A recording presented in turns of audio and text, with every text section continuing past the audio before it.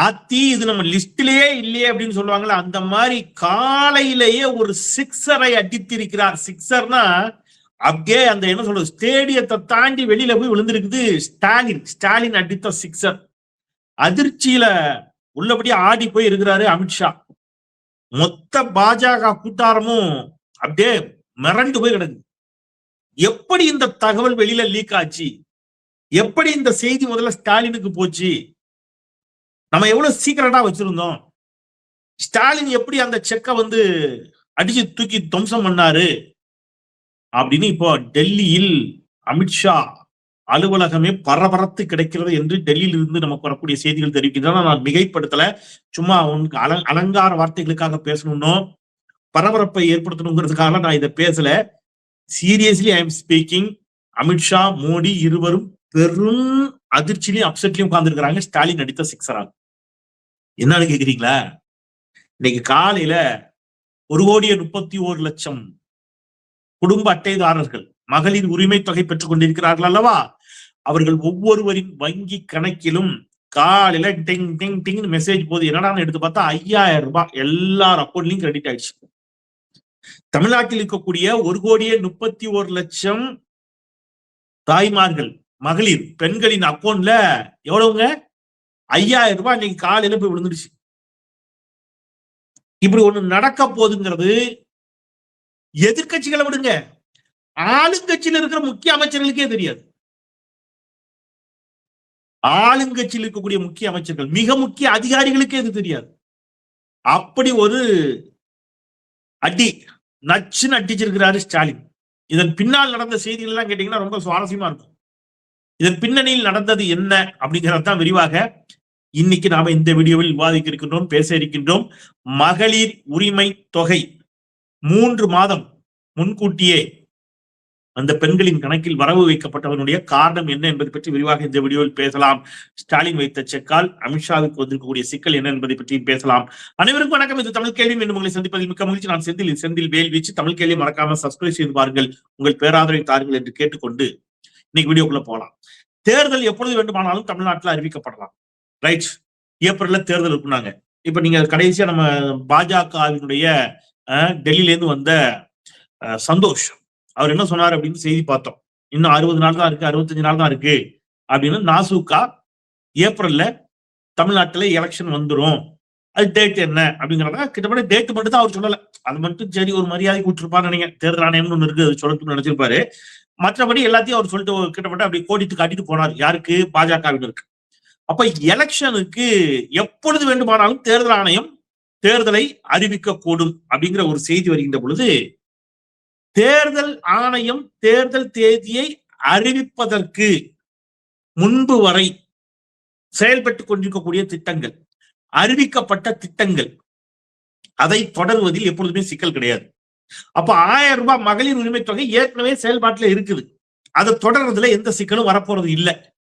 அப்ப பாஜக என்ன நினைக்குது? 1000 ரூபாய் கொடுக்கறதுல நம்ம ஏதாவது சிக்கலை ஏற்படுத்தணும், என்ன செய்யலாம் அப்படின்னு யோசிக்கிறாங்க.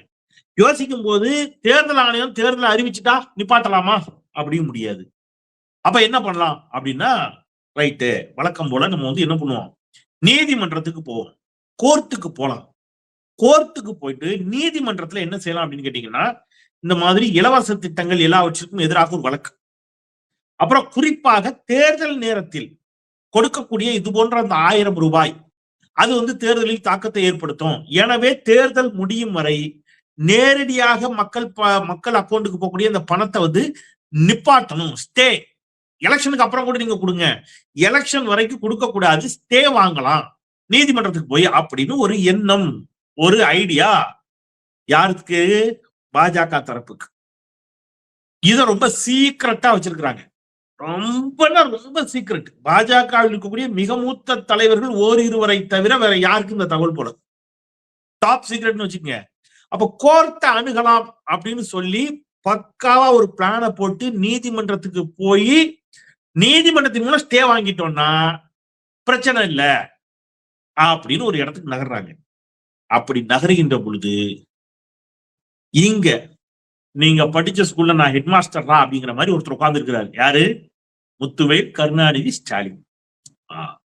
இவருடைய இந்த சதி திட்டத்தை அறிந்து கொண்டு, நீ ஸ்டே வாங்க போறியா, அப்படி ஒரு ஐடியா உனக்கு இருக்குதா சார், நான் என்ன பண்றேன் பாருன்னு இவர் ஒரு கேம் ஆடினார். என்ன, நான் பெருசலா தெரிஞ்சே சொல்றேன், உங்களுக்கு தெரிஞ்ச தகவலே சொல்றேன், உறுதிப்படுத்தப்பட்ட தகவலை கூட சொல்றேன்.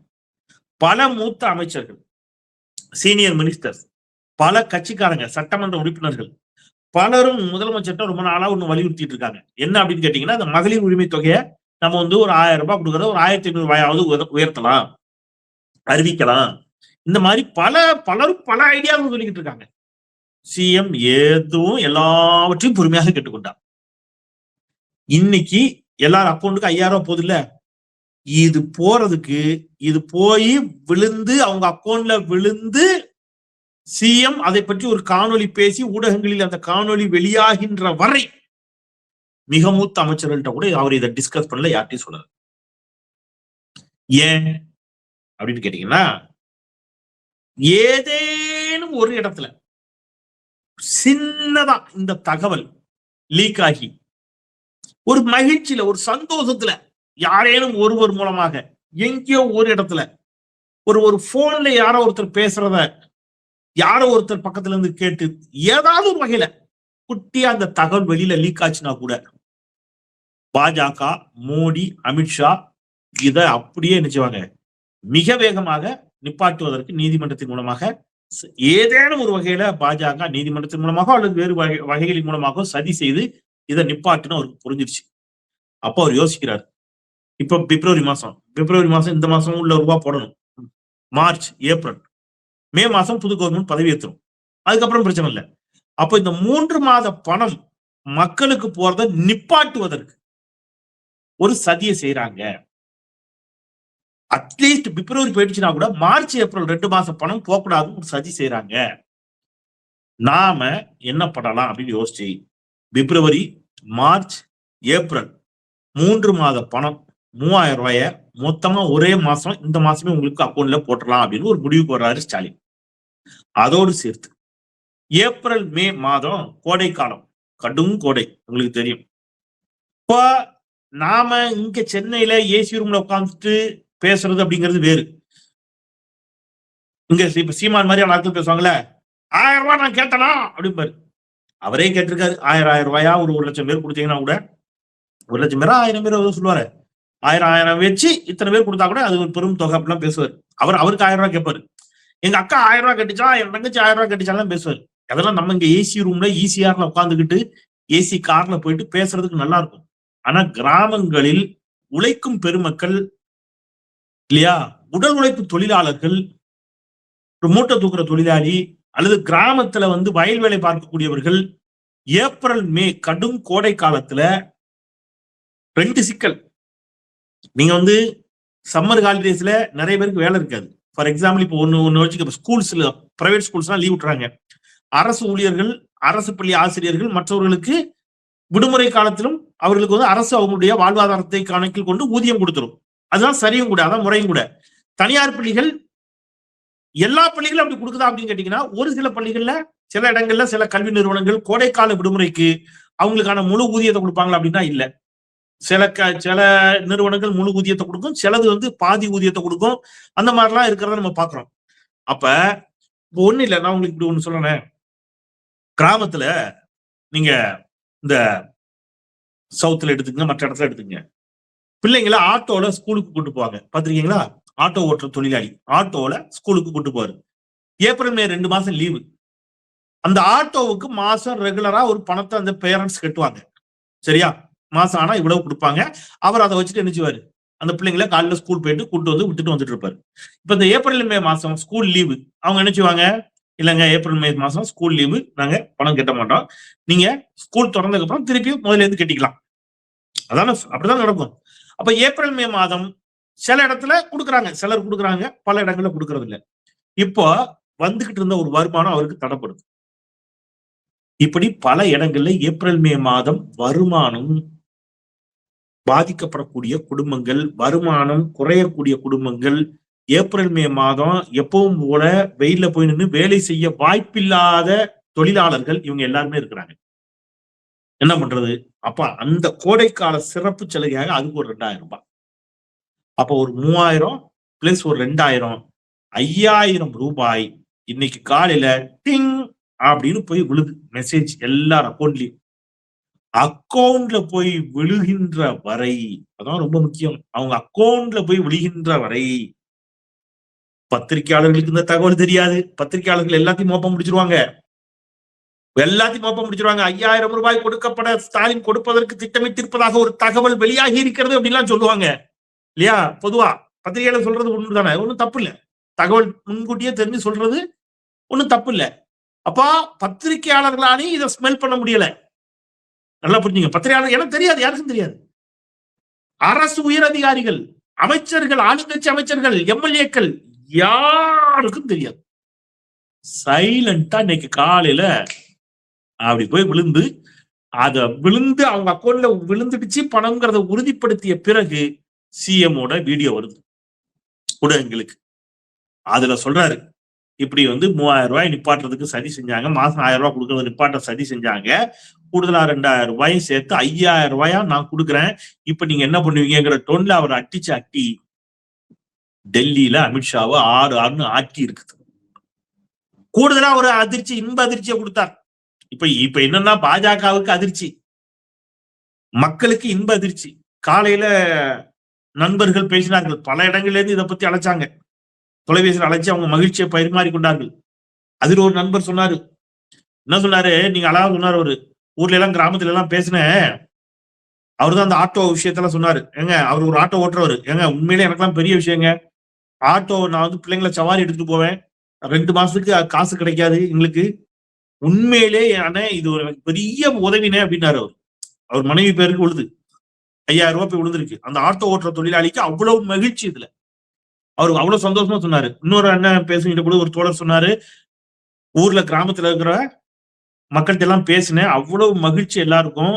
அவங்க சொன்னாங்க, அவங்க வாயில ஸ்டாலின்ங்கிற அது அவங்களுக்கு சொல்ல தெரியல, எல்லாம் வயசானவங்க பெரியவங்க, அவங்களுக்கு கலைஞரை பார்த்து வளர்ந்தவங்க. அவங்க சொன்னாங்களாம், இந்த வாட்டியும் கலைஞர் மகனுக்கு தான் எங்க ஓட்டு, கலைஞர் பையனுக்கு தான் என் ஓட்டு அப்படின்னு. கிராமத்தில் இருக்கக்கூடிய பெண்கள் அவங்களுக்கு ஸ்டாலின் சொல்ல தெரியல, கலைஞர் பையனுக்கு தான் எங்க ஓட்டு அப்படின்னு சொன்னாங்க அப்படின்னு காலையில் ஒரு நண்பர் பேசினார் ஒரு தோழர்.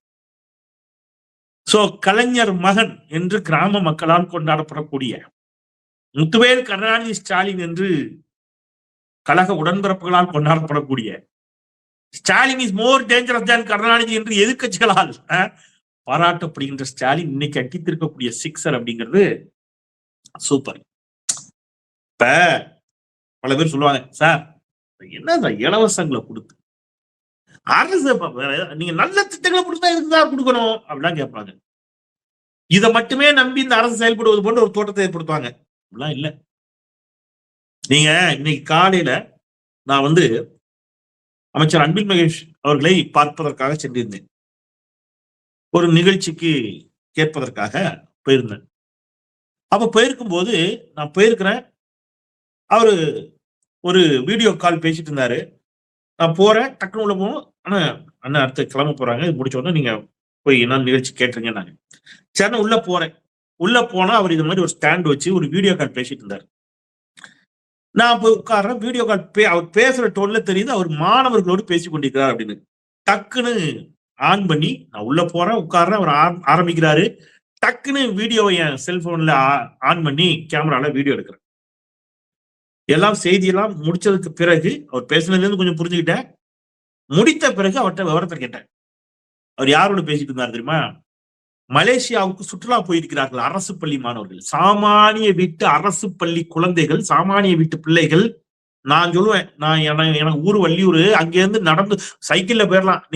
நாங்க சைக்கிள் எல்லாம் போயிருக்கிறோம் ஒரு கட்டம், எங்க கன்னியாகுமரிக்கு 12th படிக்கின்ற பொழுது. அப்போ ஒரு விழிப்புணர்வு பரப்புரை பயணம், சைக்கிளில் கன்னியாகுமரியில இருந்து வள்ளியூர் வரணும் ஸ்டூடெண்ட்ஸோட, அப்படிலாம் வந்திருக்கிறோம். அவ்வளவு 30-35 கிலோமீட்டர் வைங்களேன்.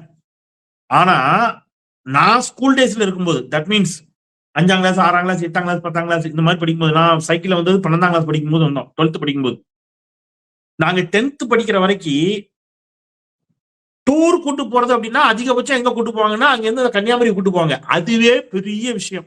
எப்படி 90s இருக்கிறவங்களுக்கு தெரியும். கன்னியாகுமரியை போய் சுத்தி பார்த்து விட்டு வருவது என்பதே ஒரு சாமானிய அரசு பள்ளி பிள்ளைகளுக்கு, மாணவர்களுக்கு பெரும் கனவு. இன்னைக்கு அரசு பள்ளி மாணவர்கள் ஜெர்மனி, ஜப்பான் எல்லா இடத்துக்கும் போயிட்டு வந்துட்டாங்க.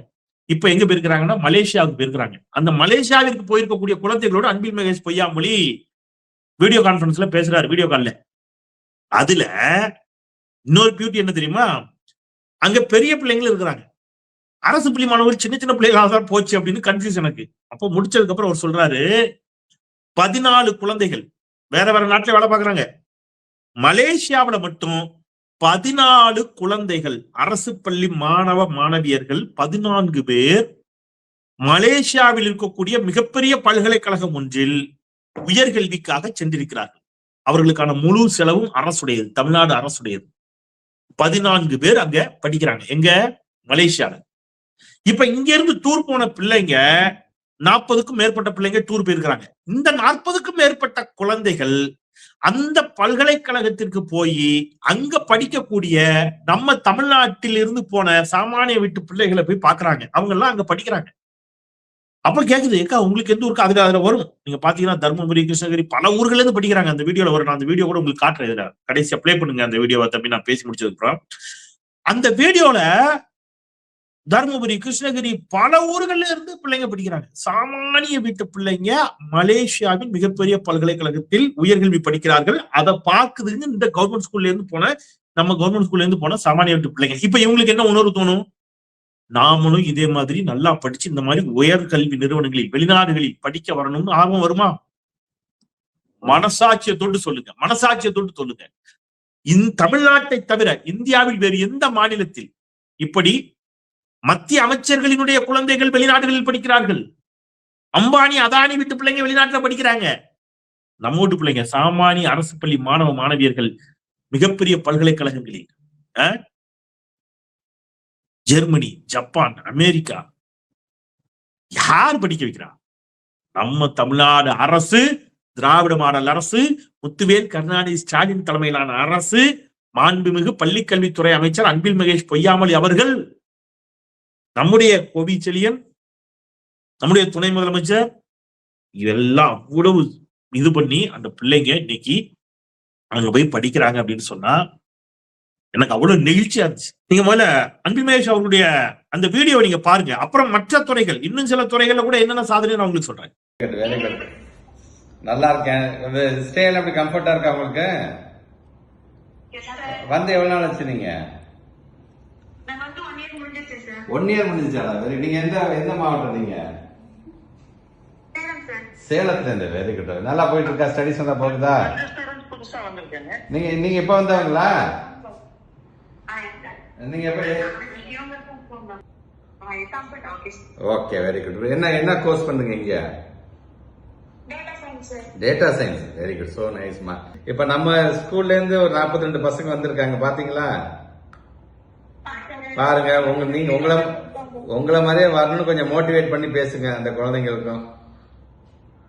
எல்லாமே ஒவ்வொரு திறமையின் காரணமாக இன்னைக்கு வந்து இந்த இடத்துக்கு வந்து நிக்கிறாங்க. அவங்க எல்லாமே உங்களை மாதிரி இந்த யூனிவர்சிட்டிக்கு உள்ள நுழையிறதுக்கு உங்களால என்னென்ன கைட் பண்ண முடியுமோ அதை கண்டிப்பா பண்ண. அதான் நான் அடிக்கடி சொல்லுவேன்ல, நீங்க ஒவ்வொருவருமே ஒரு விதமான அம்பாசிடர்ஸ் தான் எங்களை பொறுத்த வரைக்கும். உங்களை நாங்கள் உருவாக்கிட்டோம்னா அது உங்களுக்கு மட்டும் கிடையாது, அடுத்த வர ஜென்ரேஷன், உங்களுடைய தம்பி தங்கச்சிங்களையும் உள்ள கூட்டிட்டு வர வேண்டிய பணியை நீங்க தான் செய்யணும். ஓகேவா? தேங்க்யூடாமா. அங்க கொடுங்க, நம்ம பசங்கள்ட்ட கொடுங்க, இன்னைக்கு வந்திருக்க பசங்கள்ட்ட. Hello students. இன்னைக்கு என்ன 4th டேவா? Very good. யூனிவர்சிட்டி நல்லா பாத்தீங்கன்னா அவங்க நம்ம மாடல் ஸ்கூல்ல படிச்சுட்டு இப்ப நீங்க இந்த யூனிவர்சிட்டி உள்ள வந்துட்டாங்க. அவங்ககிட்ட எப்படி அவங்க உள்ள வந்தாங்க என்னன்னு இன்டராக்ட் பண்ணி, நீங்க 12th முடிச்சுட்டு வரும்போது நீங்க இந்த இடத்துல வந்து உட்கார்ந்து இருக்கணும் அந்த ஸ்டூடெண்ட் மாதிரியே. சரியா? Very good. All the best. Enjoy பண்ணுங்கடாமா, என்ஜாய் பண்ணுங்க. பாத்துட்டீங்களா? இப்ப மற்ற துறைகள், தொழில்துறை அமைச்சர் புதிய ஒப்பந்தங்கள் இங்க கையெழுத்தாகி பார்த்தோம். 2 நாளைக்கு முன்னாடி தொழில்துறை அமைச்சர் TRP ராஜா அவர்களோடு முதலமைச்சர் டாடா நிறுவனம் அந்த காரை அவர் ஓட்டி பாக்குறாரு இல்லையா? நம்ம பார்த்தோம்ல, வின்ஃபாஸ்ட் தொழிற்சாலை, டாடா தொழிற்சாலை. அப்ப தொழில்துறையும் ஒரு பக்கம். அப்போ எதுக்காக சொல்றேன்னா, வெறும் 5000 ரூபாய் நம்பி மட்டும் இந்த அரசு ஏதோ அதை கொடுக்குது அப்படி இல்ல, எல்லா இடங்களிலும் சிறப்பாக செயல்படுகிறது இந்த அரசு அப்படிங்கிறதுக்காக சொல்றேன். நீங்க வந்து ரொம்ப முக்கியமா அறநிலையத்துறை மீட்ட இடங்கள் எவ்வளவு தெரியுமா? 10,000 கோடி மதிப்பிலான இடங்களை, ஆக்கிரமித்து வைத்த இடங்களை அறநிலையத்துறை மீட்டிருக்கிறது. 2 நாளைக்கு முன்னாடி வந்த செய்தி. திருப்போரூர் கோவிலுக்கு சொந்தமான ரூபாய் 700 கோடி மதிப்பிலான ஆக்கிரமிப்பு நிலங்கள் மீட்பு. இதுவரைக்கு கிட்டத்தட்ட 6,000 கோடி ரூபாய் மதிப்பிலான நிலங்கள் மீட்கப்பட்டிருக்கின்றன. அறநிலையத்துறை எவ்வளவு மீட்டிருக்கு? 6,000 கோடி ரூபாய் மதிப்பிலான நிலங்களை அறநிலையத்துறை மீட்டிருக்கிறது. அப்போ சேகர்பாபு ஒரு பக்கம் என்ன செய்றாரு? அறநிலையத்துறை இடத்தை யாரெல்லாம் ஆக்கிரமிச்சு வச்சிருக்காங்களோ அதெல்லாம் அவர் மீட்கிறார். நீங்க எல்லா இடத்தும் செம்மொழி பூங்கா சென்னையில இருக்குது. அந்த செம்மொழி பூங்கா இடத்தை ஆக்கிரமிச்சு வச்சிருந்தாங்க ஒரு அதிமுகவை சேர்ந்தவர். அதை இந்த அரசு வந்த பிறகு சட்ட போராட்டம் நடத்தி மீட்டு இன்னைக்கு அது அரசுக்கு சொந்தமாக்கி இருக்கிறது. கிண்டி ரேஸ் கோர்ஸ் பல ஆண்டுகளாக வந்து அவங்க வாடகை பாக்கி வச்சிருந்தாங்க. பல 100 கோடி ரூபாய் வாடகை பாக்கி. அதை அரசு கையகப்படுத்தி இன்றைக்கு மழைநீர் வடிகால் அமைச்சர் மாசு உள்ளிட்டவர்கள் அங்க என்ன செய்றாங்க? மழை நீரை அவங்க கொடுத்து புதுசா 5 குளம் வெட்டியிருக்காங்க. 5 குளம் எங்க? கிண்டி ரேஸ் கோர்ஸ்ல. வெறும் இலவச திட்டங்கள் நினைக்காதீங்க. வாக்காளர்களை கவர்வதற்கு என்று நினைக்காதீர்கள். 5 வயதிலிருந்து 14 வயது உள்ள குழந்தைகளுக்கு வாக்கு இருக்குதா, ஓட்டு இருக்குதா? இல்ல. அந்த குழந்தைகளுக்கு கர்ப்பவாய் தடுப்பூசி போடப்படுகிறது இந்த அரசுல. சுகாதாரத்துறை பல அமைச்சர்களும் சிறப்பா செயல்படுறாங்கிறது சொல்றேன். அவ்வளவு சிறப்பாக இது வந்து நடந்துகிட்டு இருக்குது. காரணம், அதை தலைமை தாங்கக்கூடிய நம்முடைய முதலமைச்சர் இவர்கள் எல்லோரையும் சரியான திசைவழி போக்கில் நடத்தி செல்கிறார் இந்த ஆட்சியை என்பதற்காக இந்த உதாரணத்தை சொல்றேன். ஆக இந்த அளவிலே வெறும் 5,000 ரூபாயை மட்டுமல்ல நம்பி அல்ல இந்த அரசு பல்வேறு துறைகளிலும் சிறப்பாக செயல்பட்டு வருகிறது என்பதற்கான சான்றாக இதை நான் உங்கள் முன் வைத்திருக்கிறேன். ஸ்டாலின் அடித்த சிக்ஸர் அடுத்த மே மாதத்திற்கு பிறகு 2,000 ரூபாயாக உயர்த்தி வழங்கப்படும். அடுத்த சிக்ஸர் மகளிர் உரிமை தொகை 1,000 ரூபாயிலிருந்து 2,000 ரூபாயாக உயர்த்தி வழங்கப்படும் என்று அறிவித்திருக்கிறார். சார், எடப்பாடி பழனிசாமி தானே அறிவிச்சாரு. எடப்பாடி பழனிசாமி அறிவிப்பார், கொடுக்க இயலாது, கொடுக்க மாட்டார். ஏன் அப்படின்னு கேட்டீங்கன்னா, அவரே சொல்லியிருக்காரு 1,000 ரூபாய் ஸ்டாலின் அறிவித்த போது அதை எப்படி கொடுக்க இயலும் என்று கேட்டார். முடியும் என்று சாதித்து காட்டிய ஸ்டாலின் இன்னைக்கு 1,000 ரூபாய் கொடுத்துட்டாரா? கொடுத்த ஸ்டாலினால் 2,000 ரூபாயையும் கொடுக்க முடியும். அந்த நம்பிக்கை மக்கள் மனதில் ஏற்பட்டிருக்கிறது. எனவே இந்த தேர்தலில் மிக நிச்சயமாக மக்கள், ஏன்னா ஆட்சிக்கு வந்த உடனே கொரோனா நிவாரண நிதியாக 4,000 ரூபாய் கொடுத்தாரு. அப்புறம் மாதம் 1,000 ரூபாய் மகளிர் உரிமை தொகை இல்லையா? அப்புறம் அரசு பள்ளி மாணவிகளுக்கு 1,000 ரூபாய், அரசு பள்ளி மாணவர்களுக்கு 1,000 ரூபாய், இப்ப பொங்கல் பரிசாக 3,000 ரூபாய், இப்ப 3 மாத முன்பணமும் கோடைக்கால சிறப்பு செலவையும் சேர்த்து 5,000 ரூபாய். இது இல்லாம ஏராளமான திட்டங்கள் என்று நல்லாட்சியை நடத்தி கொண்டிருக்கக்கூடிய திராவிட மாடல் மீண்டும் தொடரட்டும். தமிழ்நாடு மேலும் மேலும் மேலும் மேலும் மேலும் வளரட்டும் என்று சொல்லி வாழ்த்தி மீண்டும் ஒரு முறை தமிழ் கேள்வி சப்ஸ்கிரைப் செய்து பாருங்கள். உங்கள் பேராதரவை தாருங்கள் என்று கேட்டு விடைபெறுகின்றேன். குரலற்றவர்களின் குரலாய் நான் செந்தில். நன்றி.